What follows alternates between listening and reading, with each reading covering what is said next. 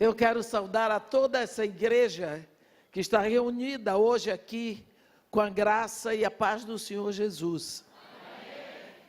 E dizer, logicamente, da minha alegria de voltar aqui e de estar com o privilégio de ser levantado diante da Assembleia dos Santos para ministrar a palavra. Vocês podem ter certeza que ninguém merece, mas Jesus Cristo nos dá esse privilégio. Portanto, eu aceitei. Enquanto eu viver, eu quero viver para entregar essa palavra. Portanto, vamos começar a trabalhar. Começamos hoje o nosso louvor, a nossa adoração, e está tudo indo tão bem diante do nosso Pai. Quando nós começamos o culto, nós invadimos um culto que existe por toda a eternidade. Deus está sendo adorado.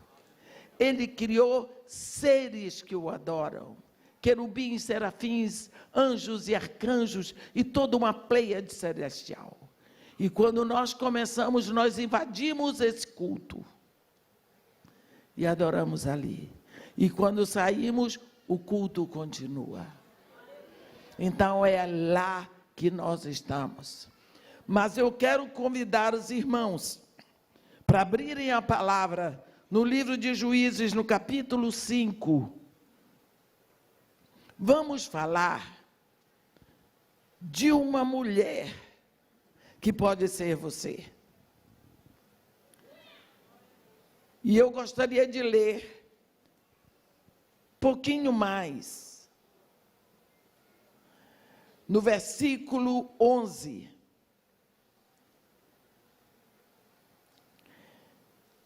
Desde o versículo 11 do capítulo 4. Ora, Éber, queneu, se tinha apartado dos queneus, dos filhos de Robabe, sogro de Moisés, e havia armado as suas tendas até o carvalho de Zanim, que está junto a Quedes. Anunciaram a Sísera que Baraque, filho de Abinoão, tinha subido o monte Tabor. Sísera convocou todos os seus carros, 900 carros de ferro, e todo o povo que estava com ele, de Razorete, Ragoim, para o ribeiro Quizon. Então disse Débora a Baraque: dispõe-te, porque este é o dia em que o Senhor entregou a Sísera nas tuas mãos. Porventura o Senhor não saiu diante de ti? Baraque, pois, desceu ao monte Tabor, e 10.000 homens após ele. E o Senhor derrotou a Sísera e todos os seus carros e a todo o seu exército a fio de espada diante de Baraque. E Sísera saltou do carro e fugiu a pé. Mas Baraque perseguiu os carros e o exército até Razorete e Ragoim, e todo o exército de Sísera caiu a fio de espada, sem escapar nem sequer um. Porém, Sísera fugiu a pé para a tenda de Jael, mulher de Éber, queneu, porquanto havia paz entre Jabim, rei de Razor, e a casa de Éber, queneu. Saindo Jael ao encontro de Sísera, disse-lhe: entra, Senhor meu, entra na minha tenda, não temas. Retirou-se para a sua tenda e ela pôs sobre ele uma coberta. Então lhe disse: dá-me, peço-te, de beber um pouco de água, porque tenho sede. Ela abriu um odre de leite e deu-lhe de beber e o cobriu. E ele lhe disse: põe-te à porta da tenda, e há de ser que se vier alguém e te perguntar: há aqui alguém? Responde: não. Então Jael, mulher de Éber, tomou uma estaca da tenda e lançou mão de um martelo e foi-se mansamente a ele e lhe cravou a estaca na fronte, de sorte que penetrou na terra, estando ele em profundo sono e muito exausto, e assim morreu.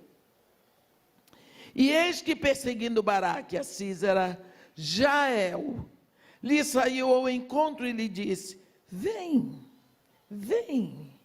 e mostrar-te-ei o homem que procuras. Ele a seguiu, e eis que Sísera jazia morto, e a estaca na fonte. Assim Deus naquele dia humilhou a Jabim, rei de Canaã, diante dos filhos de Israel. E cada vez mais a mão dos filhos de Israel prevalecia contra Jabim, o rei de Canaã, até que o exterminaram. Amém. Vamos lembrar um pouquinho desse quadro. Nós vemos Deus fazer aliança com Abraão no capítulo 15 de Gênesis.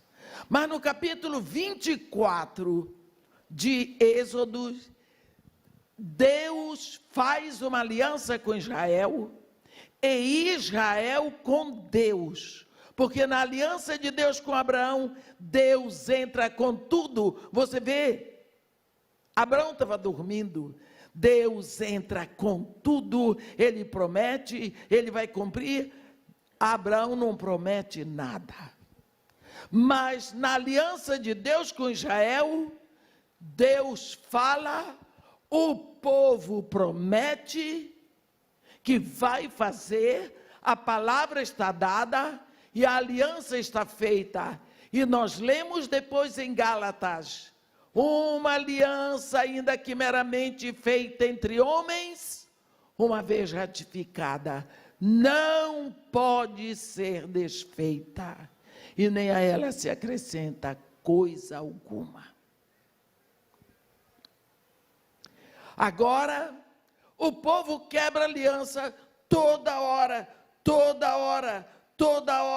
Eles eram levados em cativeiros ou eram feitos cativos na sua própria terra por quebra de aliança. Nós vemos que por causa disso, 700 anos antes de Jesus vir, Deus manda uma palavra por boca do profeta Malaquias, no capítulo 31. Eis que vem dias, diz o Senhor, em que firmarei nova aliança com a casa de Israel e com a casa de Judá, não conforme a aliança que eu fiz com seus pais, quando os tomei pela mão e os tirei da terra do Egito, porque eles anularam a minha aliança, não obstante eu os havê-los desposado. Então Deus vai fazer nova aliança, porque o povo quebrava a aliança toda hora. Então aqui, nesta situação, mais uma vez, no início do capítulo 4, você vê, os filhos de Israel tornaram a fazer o que era mal perante o Senhor, depois que faleceu Eude. Entregou-os o Senhor nas mãos de Jabim, rei de Canaã, que reinava em Hazor. Sísera era o comandante do seu exército, o qual então habitava em Hazorete e Ragoí. Nós vamos ver que os filhos de Israel clamaram ao Senhor. E Deus então vem socorrer os filhos de Israel. E ele fala através de Débora, a profetisa. E Débora vai chamar Baraque. E assim vai começar o que Deus vai fazer.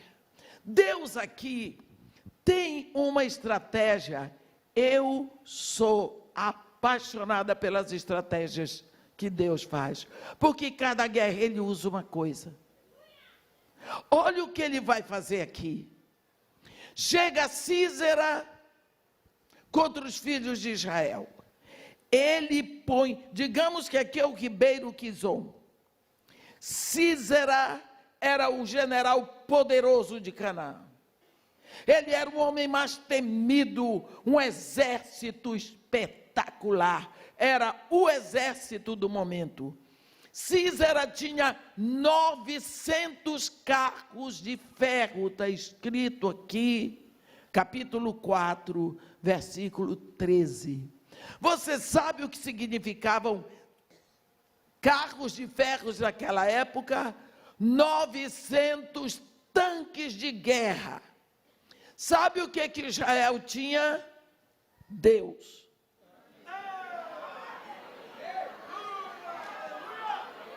Já sabe quem ganhou, não é? Não tem jeito, mas vamos ver lá. Císera expôs os 900 carros de ferro. Desculpe eu rir, eu acho engraçado. Aqui, às margens do Quizon. Lá se mostrou poderio. Puxados por cavalos espetaculares. Então ele tinha uma artilharia fortíssima e uma cavalaria fortíssima. Israel só tinha infantaria, era no mocotó móvel. Sabiam correr, sabiam se virar. Então, assim que Císera colocou os seus carros à margem do rio, você vê lá no cântico de Débora,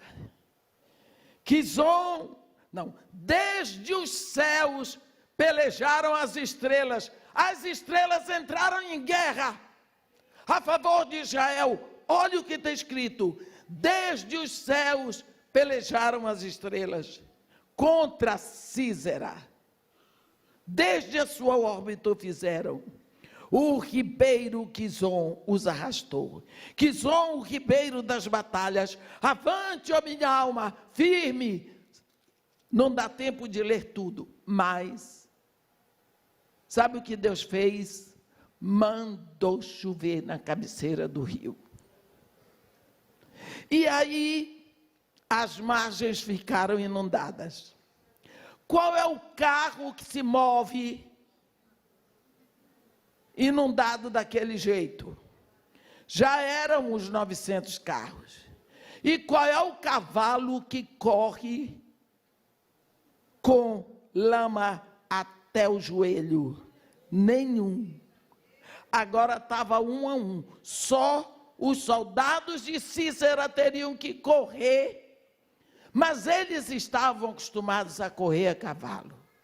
Então, Deus ficou olhando para a cara de Císera, e Israel, logicamente, levou a melhor. Quando Císera viu que não dava mais para ele correu. Que vergonha! Que vergonha, Císera! Correu, largou tudo e correu. Olha o general correndo. Olha o general forte e poderoso. Cadê a vantagem dele?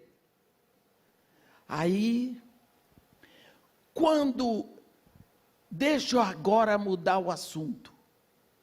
Porque vou dizer para vocês, todas as vezes que você estiver lendo a Bíblia, eu sempre aviso, entrou em cena uma mulher, para tudo.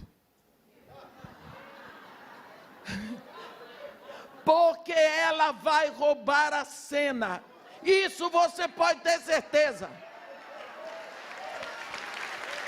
Isso você pode ter certeza. Você não sabe, minha irmã, o que você representa. Você não sabe o que você representa na visão de Deus. Oh, os homens me perdoem, mas eu só vou falar o que está escrito na Bíblia. Quando Deus criou o homem, Deus pegou o barro bruto. A Bíblia diz que Deus não havia feito chover sobre a terra ainda, mas do solo subiu uma leve neblina que umedecia tudo. Então Deus usou aquela lama, aquele barro, e fez o homem. Soprou o seu interior no homem, lá estava o homem. Aí, Deus deu à terra ao homem, como está escrito no Salmo 115, versículo 16. Os céus são os céus do Senhor, mas a terra deu a ele aos filhos dos homens. Deus então passou todos os animais para o homem dar nome. Só que Deus passou aos pares. Então o homem começou a dizer: boi, vaca, passa. Cão, cadela, passa. Jumento, mula, passa. À medida que o homem ia dando nome, ele ia tomando uma consciência. Cada macho tem a sua fêmea. E eu? Aí ele pensou: pode ser que a minha venha lá no final, sozinha, e passa a dar nome. Só que a Bíblia diz: mas para o homem não se achava uma ajudadora que lhe fosse idônea. Pronto. Tadinho de Adão. Acabou. E eu? Cadê minha fêmea? Até o macaco tem sua macaca, e eu? E Deus, que sempre supre a necessidade e não a vaidade. Deus olha aquilo e Deus diz: não. O primeiro não da Bíblia. Não é bom que o homem esteja só. Eu repeti isso tanto para o meu filho. Foi Deus que disse: far-lhe-ei uma ajudadora que lhe seja idônea. Está vendo? Far-lhe-ei. Agora eu queria que vocês imaginassem esse momento. Se Deus fez o homem do barro da terra, e deu toda a terra para o homem, agora o homem clama, e sofre, e deseja a mulher. Quem é que está clamando aos céus pela vinda da mulher? É toda a terra representada naquele homem. Olhe o que foi preciso para que Deus mandasse você. O planeta gritou, o planeta gemeu, o planeta precisou. E Deus diz: far-lhe aí uma ajudadora que lhe seja idônea. Aí Deus vai fazer a mulher. Do barro bruto, negativo. Não, mulher é mulher, graças a Deus. Homem, do barro bruto. Mulher, diferente.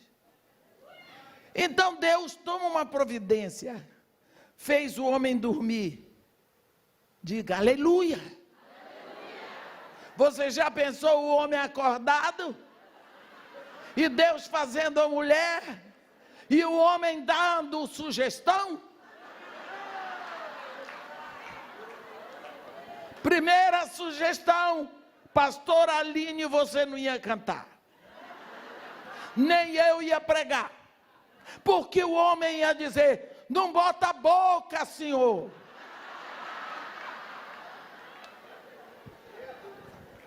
Então Deus: dorme, Adão.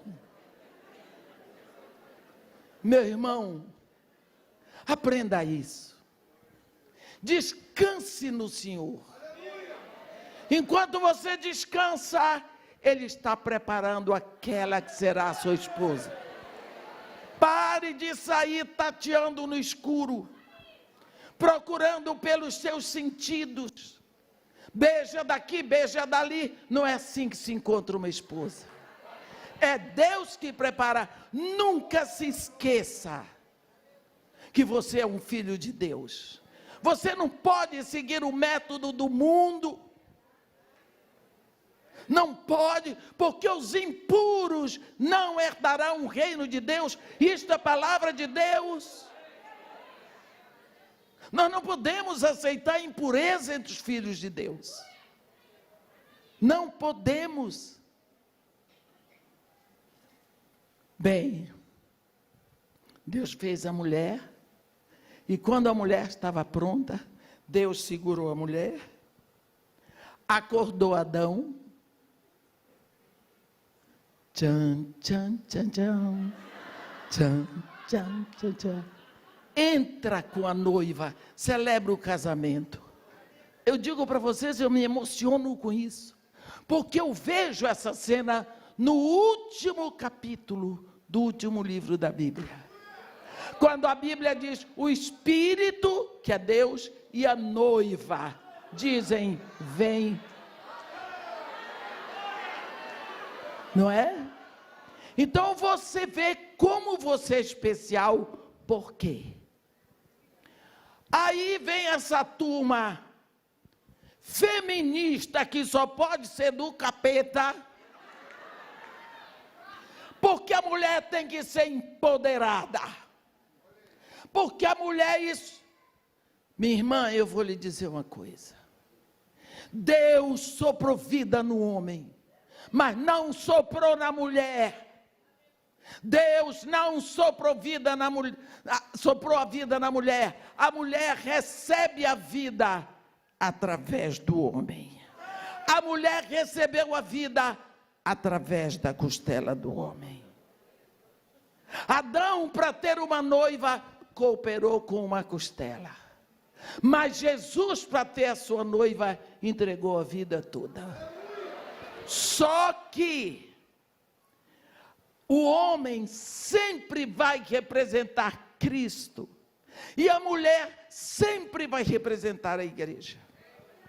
A igreja não tem vida em si, ela recebe a vida que vem de Cristo. Portanto, nós vamos ver que todas as vezes que entra uma mulher em cena, feche a Bíblia, vá buscar um copo d'água, desligue o mafioso, que é o celular, porque agora a mulher vai roubar a cena. No Antigo Testamento já era assim. Você pensa com Jesus não tem jeito, entrou a mulher e ele. Por quê? Por quê? Porque a noiva é o sonho do Pai. Ele pagou com a vida, porque o Pai queria a noiva. A noiva, a igreja, é o sonho do Deus soberano e eterno.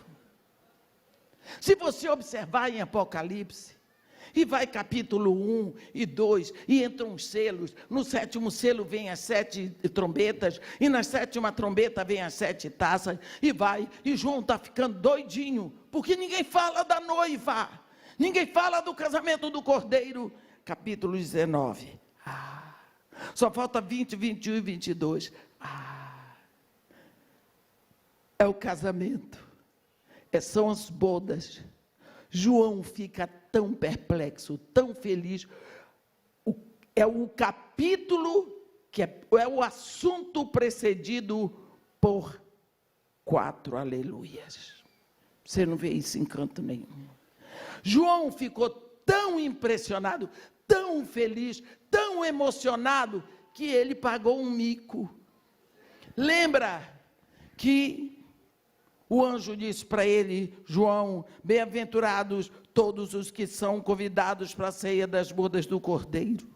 E essas são as verdadeiras palavras de Deus. E João diz assim, prostrei-me diante dele para adorá-lo. Um judeu sabe que não pode fazer isso. Um discípulo de Jesus Cristo sabe que não pode fazer isso. Mas o pobre do João estava tão emocionado com as bodas, que ele me disse, vê, Não faças isso. Sou conservo teu. Adora a Deus. Porque o testemunho de Jesus é o espírito da profecia. Mas João, de tão emocionado, porque as bodas do Cordeiro, tudo que Deus fez, tudo que Deus sonhou, tudo que Deus deseja, é a igreja. É a igreja. Nós precisamos nos alegrar em sermos igreja. É preciso que haja um clamor e uma alegria muito mais tão exuberante para dizermos não para o inferno. Eu sou igreja de Jesus Cristo. Mas nós vemos às vezes uma igreja tão indiferente, uma noiva tão balofa em cima do muro. Onde já se viu? Onde já se viu? Irmã, a senhora tem coragem? Quarta-feira eu vou para Londres. A senhora vai em nome de Jesus. Mas e o vírus? O quê? O quê? O povo está apavorado. Estão me ligando para saber se esse vírus é aquele do capítulo 19 de Apocalipse. Nem tem coragem de ler o capítulo. Aqueles querubins infernais, eles são soltos do abismo só por 5 meses, só vão atacar aqueles que não têm o selo de Deus sobre a fronte, e não vão matar ninguém, é ordem, eles vão atormentar. Mas tem muita gente atormentada pelo corona. Ninguém vê e não tem coragem de ler a Bíblia. Entra Jael, Jael. A Bíblia diz Jael, mulher de Eber, Queneu. Vamos ver um pouquinho, para vocês lembrarem quem era o Queneu, Eber. Lá em Números, no capítulo 10, no versículo 29, está escrito assim: disse Moisés a Robabe, filho de Reuel, o midianita, sogro de Moisés: estamos de viagem para o lugar de que o Senhor disse, dar-vos-ei. Vem conosco e te faremos bem, porque o Senhor prometeu boas coisas a Israel. Porém ele respondeu: não irei.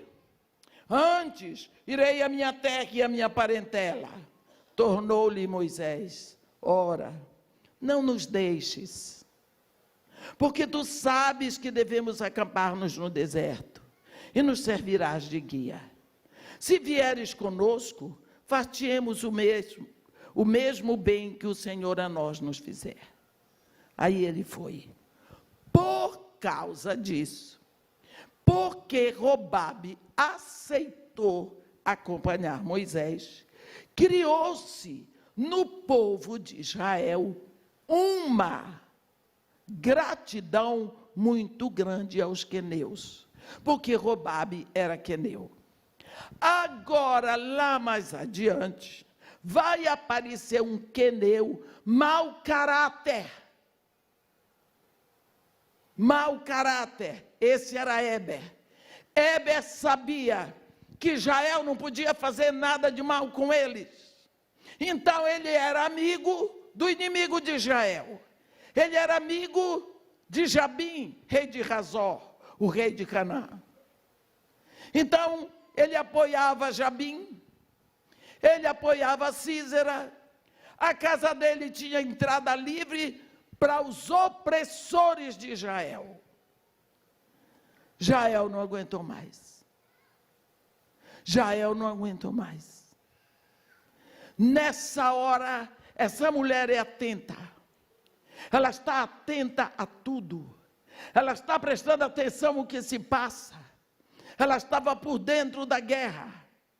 Ela viu que o exército de Císera estava perdendo. E ela estava feliz com aquilo, porque ela desejava aquele momento. Ela não aguentava mais ver Israel sofrer. E foi aí que ela ficou atenta. Quando ela viu Císera correndo de medo, correndo pela vida dele, ela entra em cena. Daquele jeito que Deus fez a mulher. Quando que ela fala, doce, parecia um flautim. Olha, ela vira para Císera e diz para ele: entra, Senhor meu. Só uma mulher sabe fazer isso. Mulher, você sabe, né, minha irmã? Você sabe botar o pescoço na posição certa. Você sabe fechar o olho. Você sabe mudar a sua voz. Deus criou a mulher. Não botou barba no rosto, nem cabelo no peito, graças a Deus. Mas Jael saiu com aquele tipo bem humilde. Mulher sabe fazer isso, e você não me olhe com esse cara de santa, que você sabe. E ela empregou tudo em cima de Císera. Ela ia arrebentar com Císera. E para isso ela tinha que usar todos os dons dela para atraí-lo para a emboscada que ela tinha precisado. É hoje. Entra, Senhor meu. Entra na minha tenda. Não temas.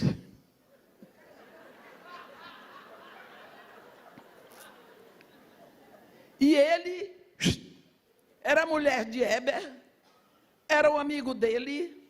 Estando na tenda de Jael, ele estava em casa, porque a Bíblia diz que havia paz entre Éber e o rei de Razor. Então Císera tinha entrado ali à vontade. Então ele se sentiu à vontade.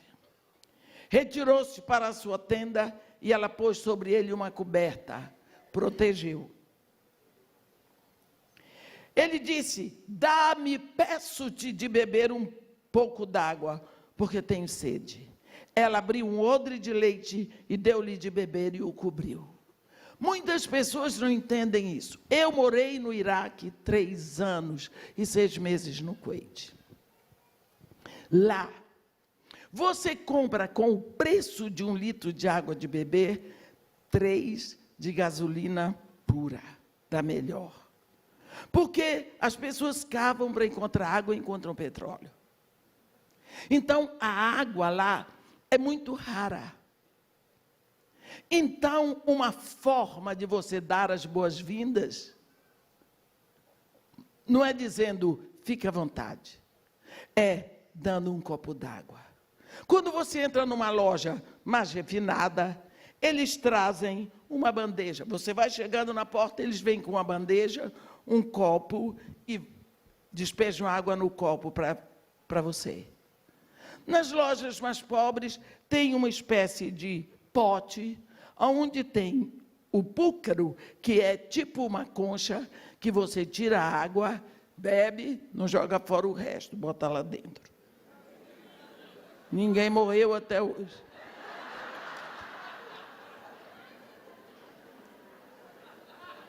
Então, oferecer água para alguém que chega é dar boas-vindas.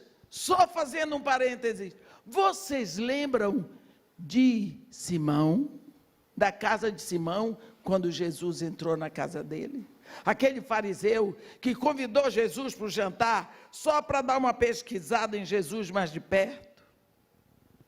Quando Jesus se senta à mesa, que vem aquela mulher pecadora e começa a chorar nos pés de Jesus.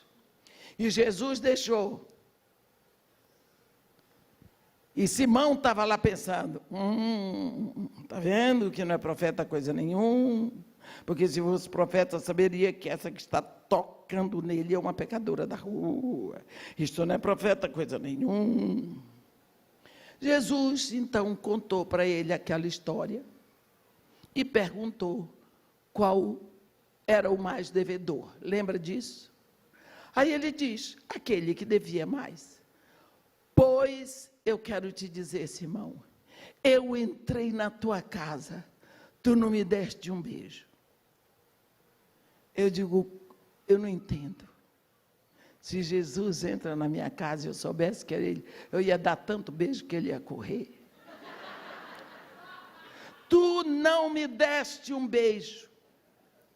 Tu não me deste água. Não, pode deixar, eu sou assim, sem jeito, eu não fiz teologia.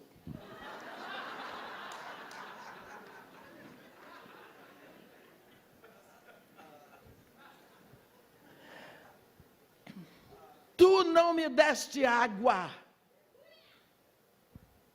Viu? Então tu não me recebeste. Tu me chamaste para a mesa como se eu tivesse vindo aqui faminto. Então, água é sinal de boas-vindas. Císara entra e quer ser honrado com boas-vindas. Dá-me de beber, peço-te. Um pouco d'água porque tenho sede. Ela pensou, a água já era. Ela abriu um odre de leite, deu para ele de beber, e ele estava tão cansado, e ela cobriu. Dorme. Dorme, Senhor meu. É tão lindo isso que você vai ver no Cântico de Débora. Bendita seja sobre as mulheres, Jael, mulher de Éber, o queneu. Bendita seja sobre as mulheres que vivem em tendas. Água pediu ele, versículo 25. Leite lhe deu ela. Em taça de príncipes lhe ofereceu nata. Mas não deu água. Ela deu comida. Mas água não deu. Então, a Bíblia diz que ela o cobriu. Ela não queria que ele visse nada. Deve ter esperado. E ele disse para ela, olha, pense nisso. Põe-te à porta da tenda. Você sabe o que é porta na Bíblia? É lugar de autoridade. Porque quem está na porta é que permite quem entra e quem sai. Então a porta é o lugar de autoridade. E ele, Císara, é que dá ordem. Ele está dentro da tenda de Jael. Pois ele dá ordem para ela.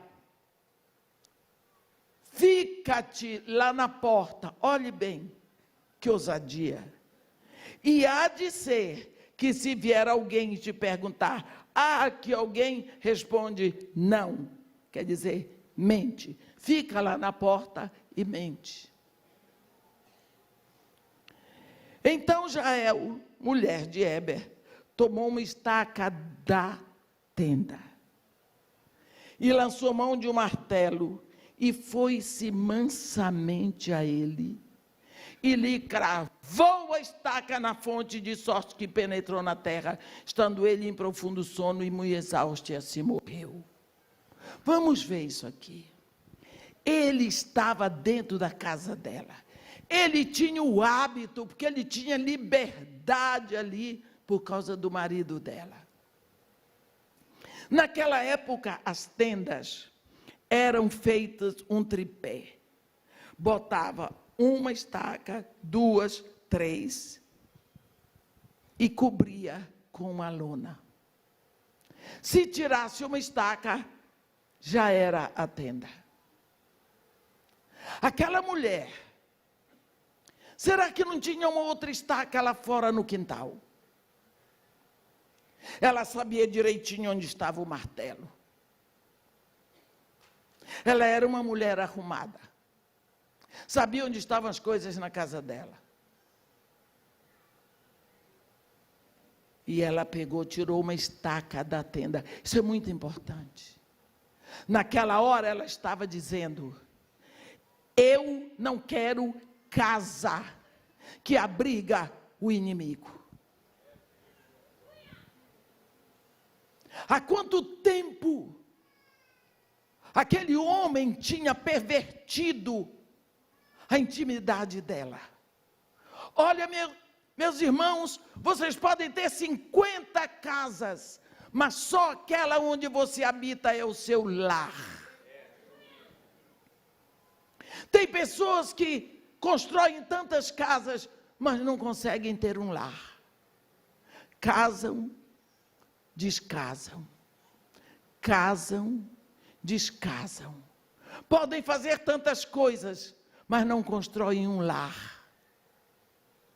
Porque lar não depende de dinheiro. Então, o lar é a casa onde você habita. É o lugar da sua intimidade. É no seu lar que você é você mesmo.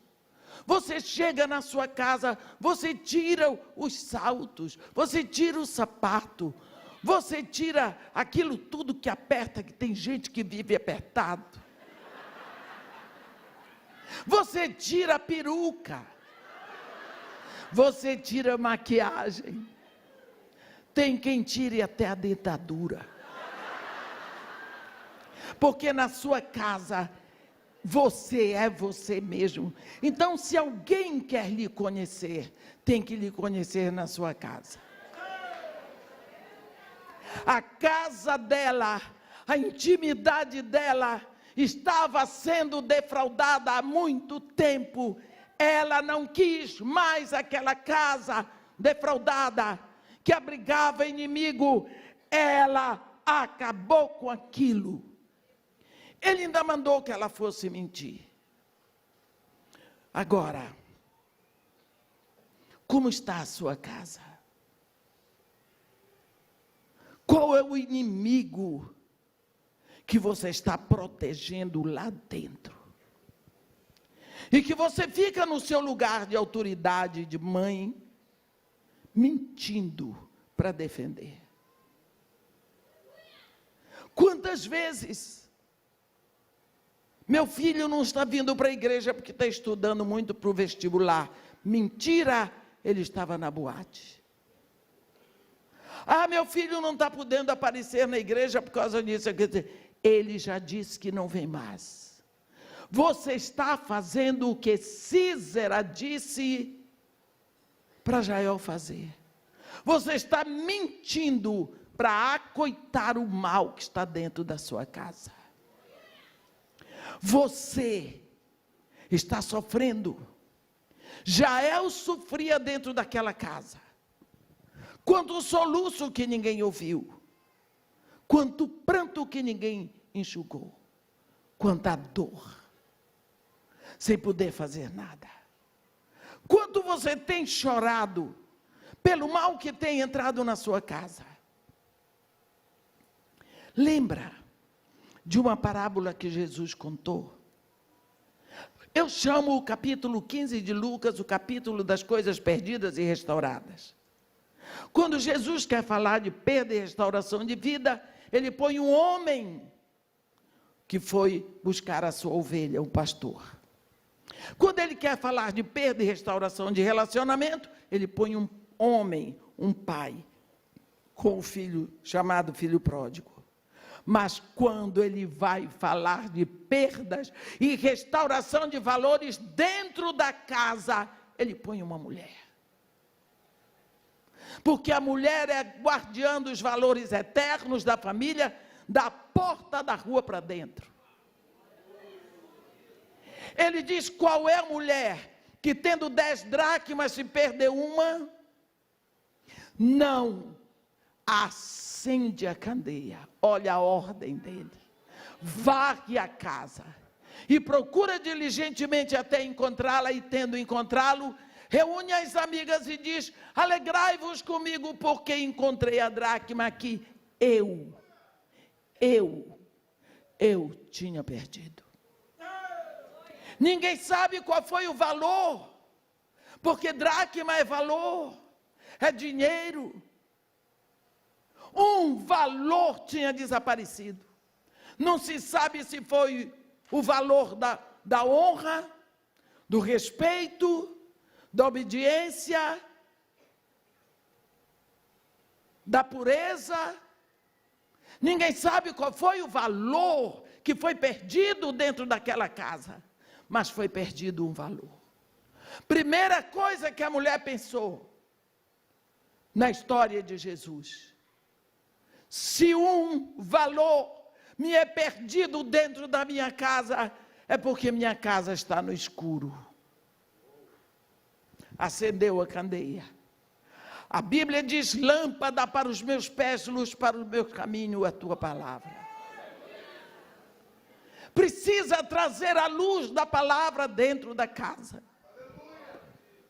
Lá em Deuteronômio 6, no versículo 6, Deus diz: estas palavras que hoje eu te ordeno estarão no teu coração, e tu as inculcarás a teus filhos, e delas falarás, assentado na tua casa, e andando pelo caminho, e ao deitar-te, e ao levantar-te.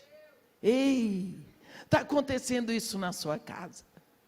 Será que você se assenta e fala a palavra de Deus? Você deixa que a palavra gerada no coração de Deus seja ouvida na sua voz para a sua família? Será que a última coisa que seus filhos ouvem de você à noite é a palavra de Deus? Será que a primeira coisa que eles ouvem ao amanhecer é a palavra de Deus? Mas é isso que Deus diz: tu as inculcarás. Irmão, eu não posso obrigar. E eu disse: por quê? Você obriga a escovar dente, você obriga a se alimentar, você obriga a fazer tudo, mas você não pode obrigar a ir para a igreja. É obrigado, vai na raça. Criei assim. Sou grossa? Sou grossa? Quando eu era pequena, só tinha sobremesa dia de domingo. Mas na hora que ia distribuir a sobremesa, cada um tinha que dizer de cor o trecho da Bíblia. Eu dizia o meu, pegava minha sobremesa, e dizia o dos outros, pegava de todo mundo. E como a sobremesa era sempre pudim de leite condensado, hoje eu detesto pudim. Engraçado. Mas tinha prêmio para quem soubesse. Sabe por quê, meu irmão? A formação espiritual é dada em casa, é isso que Deus está dizendo. É você que é responsável. A igreja tem uma linda escola dominical, glória a Deus. Mas o pastor não é responsável pela formação espiritual dos seus filhos. É você em casa. Delas falarás. É para abrir a boca e falar. É para falar, é para dizer.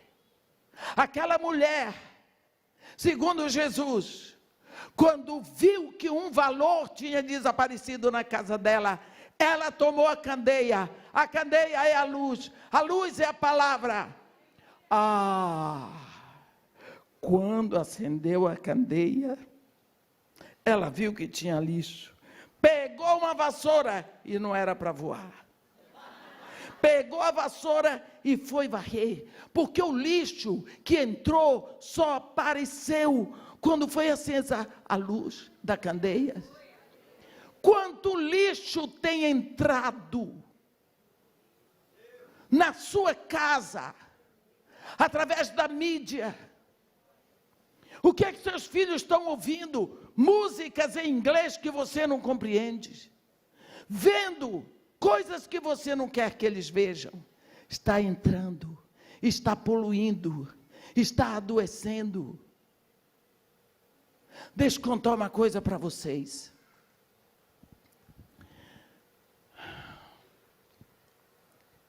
Vou falar. Quando Deus fabricou o seu corpo, minha irmã, Ele sabia o que estava fazendo. Por que é que Ele botou lá dentro, bem dentro do seu canal vaginal, uma membrana? Sabe quando a gente vai inaugurar um prédio, uma obra, a gente põe uma fita e dá um laço. Ou alguém, para inaugurar, corta ou desfaz o laço. Está inaugurado, pronto. Quando Deus botou uma membrana, Ele botou num lugar que ninguém vê. Mas Ele botou no seu corpo. No dia que você casa, esse é o plano de Deus. Quem criou isso foi Deus. Isso não é imoral. Isso foi criado antes do pecado. Que o seu marido penetra ali, aquilo é rompido e o seu sangue é derramado sobre o membro do seu marido. Isso significa aliança, é aliança de sangue. Aliança de sangue. Quantas vezes eu vi no Iraque, acabava o casamento, o casal ia, e a família ficava do lado de fora esperando, até que ele botasse pela janela o lençol com a mancha do sangue. Por que é que as nossas moças hoje estão perdendo a virgindade antes do casamento? Isso é um lixo satânico que entrou, e a igreja já não fala mais disso. Como a igreja não fala mais do divórcio. E daqui a pouco não vai mais estar falando do casamento entre indivíduos do mesmo sexo. Porque nós vamos nos adaptando, nós vamos aceitando. Quer matar uma rã? Quer? Você bota uma panela bem cheia de água. Quando a água estiver borbulhando, joga a rã bate, pula e vai embora. Mas se você quiser matar a rã, você põe a rã dentro da água fria, na panela. E bota no fogo brando. Aí daqui a pouco, a água começa a aquecer. Que coisa gostosa. Aí a rã vai se espalhando. Ei, que conforto, porque a água vai ficando quentinha, e vai, a água vai aquecendo, e a rã vai se adaptando àquela temperatura. Daqui a pouco ela está morta, morreu por adaptação. Nós estamos morrendo no pecado por adaptação. Quando o apóstolo Paulo nos diz, no capítulo 12 de Romanos, não vos conformeis, não vos adapteis, não andeis em conformidade com este mundo, pelo contrário, sede transformados ou transfigurados pela renovação das vossas mentes. Jael viu o lixo entrar na casa dela, viu o mal permanecer na casa dela, e ela esperou o momento certo para acabar com aquilo, e na hora certa, ela acabou com o caminho do mal, ela acabou com aquela tenda que servia para abrigar o inimigo. Como é que está a sua tenda? Como é que está a sua casa? Será que você está aceitando o mal que entra? A desonra, a malcriação, a indiferença dos filhos. Filhos que já entram em casa, pegam um prato de comida e levam para o quarto e fecham a porta. E você tem que bater na porta do filho. Eu bater na porta do meu filho dentro da minha casa, pedir licença para entrar, me desculpe. A casa é o nosso lar. O que existe lá dentro que eu, como mãe, não posso ver? Ah, mas é privacidade dele. Vá na psicologia moderna. Eu quero dizer para você que meu doutorado é em psicologia. Tem um grande psicólogo, eu não gosto de citar frases dos outros no púlpito, vou ficar bem longe, que ele diz: a scientifically brought up child would be a pitiable monster. Uma criança criada de modo científico vem a se tornar um monstro digno de pena. Porque você está criando fora da fabricação. Preste atenção. Você compra uma geladeira. Foi fabricada para funcionar conectada na eletricidade. Mas você esquece, você limpa a geladeira e bota dentro tudo de bonito. No outro dia está tudo estragado, a geladeira não funciona. Chama o técnico diz, está tudo certo. Mas olhe, a senhora não conectou na corrente elétrica. Quando conecta, Por quê? Porque aquela geladeira foi fabricada para estar conectada com a eletricidade. Agora, como é que Deus fabricou você? Porque você é fabricação de Deus. Como é que Deus fabricou você? Fabricou um corpo, botou nesse corpo os órgãos, as maravilhas todas, que até hoje a ciência não conseguiu definir. Mas Deus não podia estar conectado com você pelo corpo, porque Deus não é corpo. Então Ele criou um corpo espiritual chamado alma. Aonde estão inteligência, juízo, raciocínio, consciência, tendências, inclinações, tudo. Só que Deus não podia estar conectado com você pela alma, porque Deus não é alma, Deus é espírito. Então Deus criou no homem um espírito, o espírito do homem, para que Deus esteja conectado com o homem pelo espírito, e o espírito conectado em Deus e abastecido em Deus, ele dirige a alma, e a alma dirige o corpo. Mas Deus disse: de toda árvore do jardim comerás livremente, menos da árvore do conhecimento do bem e do mal, porque no dia em que dela comeres, certamente morrerás. O homem comeu, o homem morreu. O que foi que morreu no homem? O espírito. O homem ficou desconectado. Aí a alma diz: mas eu, que fui feita para ser dirigida pelo Espírito, agora o Espírito está morto. Morreu, mas não desapareceu. Por isso que ele ressuscita no novo nascimento. Aí ela diz: eu preciso de um Espírito para me dirigir. Aí ela vai ser dirigida pelo Espírito que está no mundo e se torna uma alma mundana, uma alma carnal, ou simplesmente carne, como diz o nosso irmão Paulo de Tarso. E por isso, Jesus Cristo já veio, já nos conectou, Pai, já enviou o Espírito está em nós, para aplicar toda a redenção na vida de cada um de nós. E nós estamos bebendo da água suja do mundo. Por quê? Desconectados de Deus. Aceitamos as coisas do mundo como se elas fossem necessárias.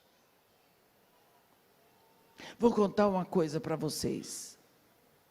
Eu sei que vocês vão trabalhar amanhã, mas eu tenho que falar isso. Vocês sabem a Terra é uma esfera, não é? A camada central, íntima da Terra é a pirosfera, camada de fogo que pira é fogo. Lembra da pira que o pessoal carrega nas Olimpíadas? É fogo. Por quê? Porque aquele fogo mantém a terra solta no espaço. Entendeu? Acende um fogo. Acende um fogo. E eu quero ver se aquele fogo não aponta para cima. Nunca um fogo aponta para baixo. Mas o fogo de Deus vem de cima para baixo. É o único. Aconteceu em Pentecostes. Mas também você lembra do que aconteceu naquela história ali de Elias com os profetas de Baal. Mas quando João Batista é perguntado, ele diz: não, eu vos batizo com água para arrependimento, mas depois de mim vem um varão, de cujas sandálias eu não sou digno de desatar as correias. Ele vos batizará com o fogo e com o Espírito Santo. Quando o Espírito Santo ele vem, fogo. Para quê? Existem vários símbolos do Espírito Santo na Bíblia. É fogo, é óleo, é sopro, é vento, é chuva, é água, pomba, penhor. Mas o fogo, além de tantas coisas que ele faz, ele fica dentro de você. É o Espírito Santo. É o único Deus que responde com fogo. Para quê? Eu vou dizer uma coisa para vocês. Ele vai tornando você mais leve. Ele vai arrebatando você deste mundo. Sabe quando você vai saindo num avião, que você está na janela, que daqui a pouco o avião decola e você começa a ver tudo tão pequeno lá embaixo. Você começa a olhar para as coisas do mundo e considerá-las tão sem valor. Não tem valor. Não tem mais valor. Mas, irmã, não será por causa da sua idade? Não. Porque para mim eu digo as coisas, o povo diz, é porque ela é velha. Está escrito na Bíblia, o Espírito Santo não é velho. Você começa a olhar para as coisas deste mundo e achar tão ridículas. Mas, irmã, como é que a senhora passa 45 dias na América do Norte e não vai a um shopping? E fazer o quê? Eu não preciso de nada que tem no shopping. Eu não preciso. Eu começo a ver as coisas tão sem sentido e às vezes tão vergonhosas. Tão vergonhosas. Eu vivo no meio de pessoas que eu tenho que dar comida, que eu tenho que dar remédio, que eu tenho que dar roupa. Eu sei quanto custa o quilo do feijão, do arroz, o preço do óleo, da farinha de trigo, do leite, do Nescau, eu sei. Como que eu vou pegar o dinheiro e gastar para comprar mais sapato? Mas eu não sou uma centopeia. Eu tenho um par de pés, graças a Deus. Por que eu estou dizendo isso? Para que você aprenda com Jael. Aprenda a chegar no seu limite. Desfaça essa casa que abriga o destruidor do seu lar. Desfaça essa situação que lhe envergonha. Pare de mentir para cobertar o mal que está dentro dela. Você vai ser tomada por ridícula, por doida. Não tem problema. Nunca vi gente com juízo seguir Jesus Cristo. Nunca vi. Não tem. Não tem. Olhe desde Abraão. Vê Moisés estendendo a mão sobre o mar. E não é que abriu. Batendo na rocha. E não é que saiu água.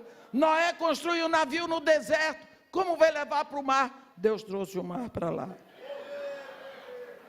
Então não venha me dizer que você é muito sensato, muito cheio de inteligência e vai seguir Jesus, vai seguir a Deus pensando, vai. Porque ele diz, os meus pensamentos não são os vossos pensamentos, nem os meus caminhos são os vossos caminhos, porque o quanto distam os céus da terra, os meus pensamentos são mais altos que os vossos pensamentos, e os meus caminhos mais altos que os vossos caminhos. Aprenda a acender a candeia dentro da sua casa. Que foi que Deus disse para fazer?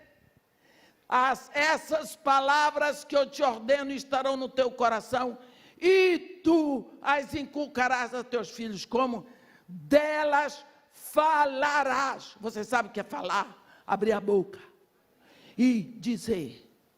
O que? A palavra de Deus. Mas, irmã, as paredes vão ouvir. Se for a palavra de Deus, a parede ouve. O mar se cala, o vento obedece. Lázaro vem da eternidade. Se for a palavra de Deus, as paredes vão ouvir. A cama do seu filho vai ouvir. O guarda-roupa dele, a geladeira, tudo, porque a palavra de Deus está enchendo a sua casa. Quando eu entrei no Morro Dona Marta em 1990, era a maior concentração de centro de macumba. Em 2002, acabou o último. O que é que eu fazia? Eu ia por Laranjeira e voltava, lá descendo. Os céus proclamam a glória de Deus, o firmamento anuncia a obra de sua mão.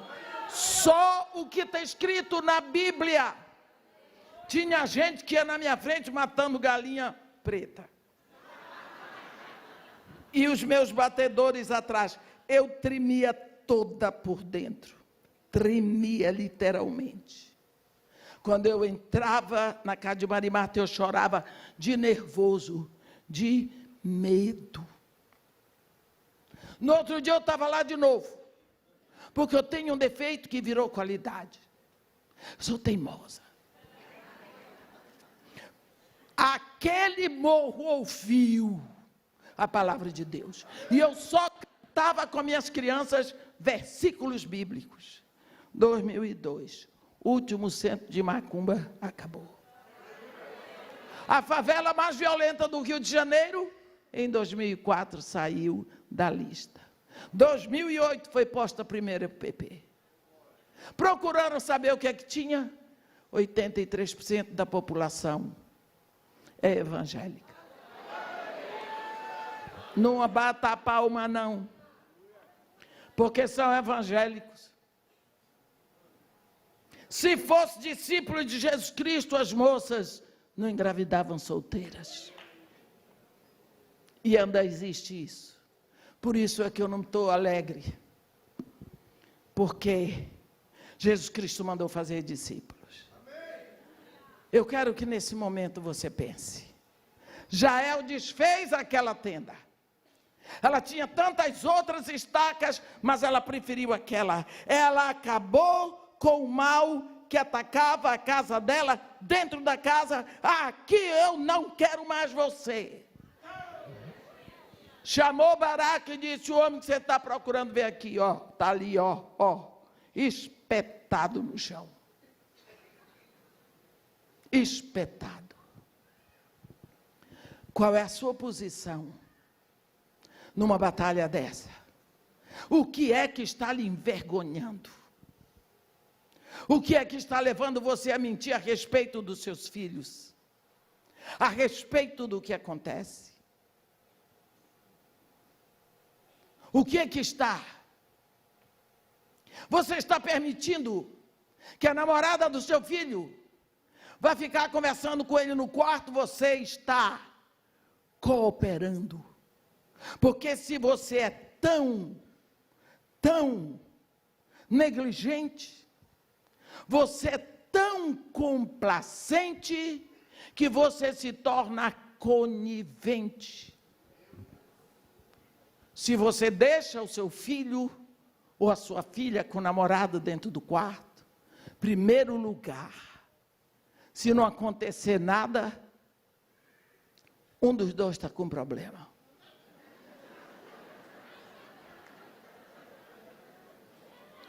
Você sabe o que pode acontecer. E outra coisa, lugar de visita é na sala. Não tem sala de visita, não. Quarto nunca foi lugar para visita. Você tem permitido os finais de semana. Meu filho foi passar um final de semana com a namorada. Já não é namorada, não. O termo certo é amante. Porque como é que vai passar o final de semana com a namorada no hotel? Os dois no mesmo quarto. No mínimo é impureza. Então, se você está acoitando isso tudo, você tem que aprender com Jael. A Bíblia diz: bendita seja Jael sobre todas as mulheres que vivem em tendas. Bendita seja Jael, que não aceitou acoitar o inimigo dentro da sua tenda. Mas, irmã, nós estamos no século 21. Qual é o problema? Deus é o mesmo. Os tempos são maus. A Bíblia diz que no tempo de Noé, a terra estava cheia de corrupção e violência diante dos homens, mas Noé andava com Deus, e porque ele andava com Deus, ele levou toda a família dele para dentro da arca da salvação.